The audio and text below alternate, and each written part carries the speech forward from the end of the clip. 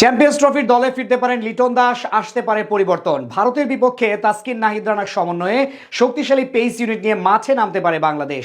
Batting অর্ডারে থাকতে পারে একাধিক চমক, স্পিন বিভাগটা অবশ্য অনুমেয়।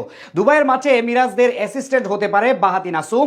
সব মিলিয়ে চ্যাম্পিয়ন্স ট্রফিতে কেমন হতে পারে টাইগারদের সেরা একাদশ, বিস্তারিত জানবো রিপোর্টে।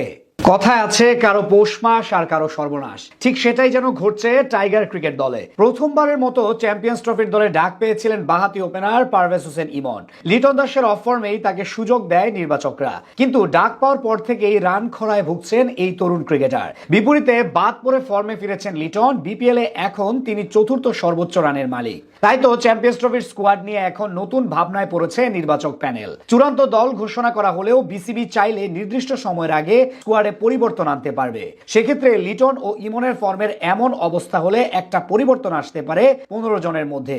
এদিকে এবার টুর্নামেন্ট অনুষ্ঠিত হবে পাকিস্তান ও সংযুক্ত আরব আমিরাতে হাইব্রিড মডেলে। সেখানকার কন্ডিশন অনেকটাই বাংলাদেশের মতো।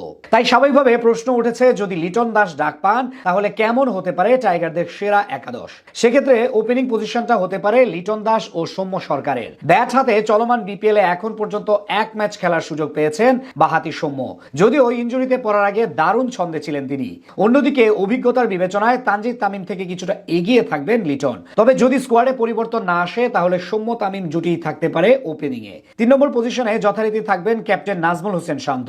এবারের টুর্নামেন্টে ক্যাপ্টেন্সির পাশাপাশি ব্যাট হাতে বড় দায়িত্ব থাকবে তার কাঁধে। 4 নম্বরে থাকবেন তরুণ তাওহিদ হৃদয়। মিডল অর্ডারের দায়িত্বে থাকবেন দুই সিনিয়র ক্রিকেটার মুশফিকুর রহিম ও মাহমুদুল্লাহ রিয়াদ। সব ঠিক থাকলে এটাই হতে যাচ্ছে দুজনের শেষ আন্তর্জাতিক কোন টুর্নামেন্ট। তাই বিদায় বেলা নিজেদের সেরাটা দিয়েই রাঙিয়ে যাবেন এমনটাই প্রত্যাশা ভক্তদের। ব্যাটিং অর্ডারের শেষ দিকে মেহেদী হাসান মিরাজের সাথে থাকতে পারেন জাকের আলী অথবা নাসুম আহমেদ। যদি নিজেদের ব্যাটিং গভীরতা বাড়াতে চায় সেক্ষেত্রে সেরা অপশন হতে পারেন জাকের। আর যদি স্পিন বিভাগের দিক থেকে নজর দেয় তাহলে নাসুমই হতে পারেন সেরা অপশন। অন্যদিকে টুর্নামেন্টে টাইগারদের সবচেয়ে বড় বাজির ঘোড়াটা হতে পারেন মেহেদী হাসান মিরাজ। স্পিন বোলিং এর পাশাপাশি ব্যাট হাতে সাকিবের অভাব পূরণ তাকেই রাখতে হবে বড় ভূমিকা। টুর্নামেন্টে টাইগারদের সবচেয়ে বড় শক্তির জায়গাটা হলো নিজেদের পেস ইউনিট। প্রতিটা ম্যাচে তাদেরই রাখতে হবে সবচেয়ে বড় ভূমিকা। সেদিক থেকে একাদশে 3 পেসার হিসেবে তাসকিন আহমেদ ও মুস্তাফিজুর রহমানের সঙ্গে থাকতে পারেন গতিদানব নাহিদ রানা, যাকে নিয়ে আসলে সবচেয়ে বেশি প্রত্যাশা করছে লাল সবুজের সমর্থকরা।